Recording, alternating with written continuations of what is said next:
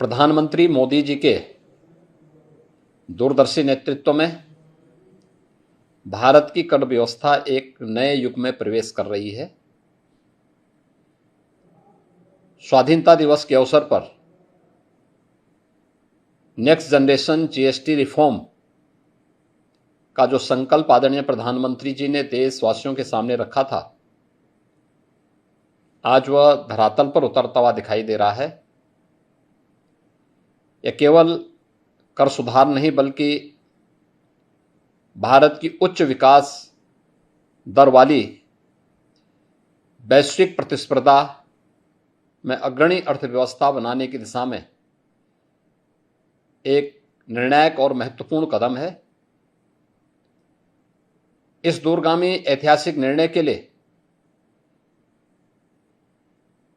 माननीय प्रधानमंत्री श्री नरेंद्र मोदी जी और केंद्रीय वित्त मंत्री श्रीमती निर्मला सीतारमण जी का हृदय से अभिनंदन।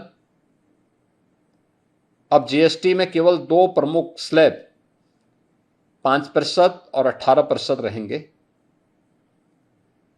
अधिकांश आवश्यक वस्तुएं 5% स्लैब में रखी गई हैं, जबकि विलासिता की वस्तुओं पर, जिनकी संख्या बहुत थोड़ी सी होगी, वह 40% तक के कर दायरे में उन्हें रखा गया है।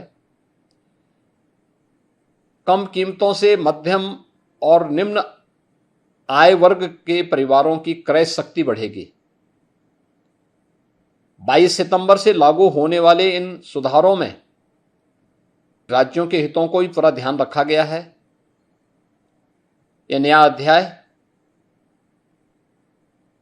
किसानों, महिलाओं, युवाओं, एमएसएमई सेक्टर और छोटे व्यापारियों को एक नई शक्ति देगा। खाना, दवाइयां और शिक्षा सामग्री पर कर 0 से 5% तक रखने से घरेलू खर्च में बचत होगी। रोजमर्रा की वस्तुओं पर कटौती से उपभोग को प्रोत्साहन मिलेगा और हर परिवार को तत्काल इससे राहत भी मिलेगी। जीएसटी अनुपालन अब और सरल होगा। प्रीफिल्ड रिटर्न,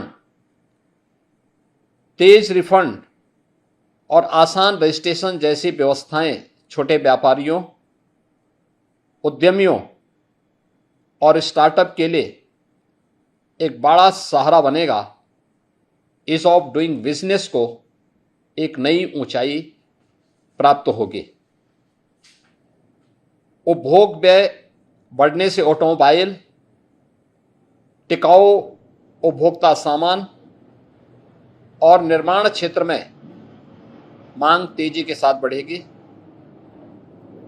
लाखों नए रोजगार के अवसर पैदा होंगे। स्वदेशी से स्वावलंबन की भावना को भी इससे प्रोत्साहन मिलेगा। उल्टे शुल्क ढांचे का समाधान, वर्गीकरण विवाद का निपटारा और पारदर्शी कर प्रणाली व्यवसायों में स्थिरता और विश्वास को मजबूत करेगा। केंद्र व राज्यों की सामूहिक सहमति से इस सुधार को और भी व्यापक और स्वीकार्य बनाती है। बीते वर्षों में माननीय प्रधानमंत्री जी के नेतृत्व में निरंतर प्रयासों से थोक महंगाई 2% से नीचे लाने में सफलता प्राप्त हुई है। नए जीएसटी सुधार खपत और मांग की गति देगी, जिससे अर्थव्यवस्था मजबूत, स्थिर और समावेशी बनेगी। इस अभूतपूर्व युगांतरकारी निर्णय के लिए उत्तर प्रदेश की 25 करोड़ जनता की ओर से आदरणीय प्रधानमंत्री जी और माननीय केंद्रीय वित्त मंत्री जी को पुनः हृदय से धन्यवाद।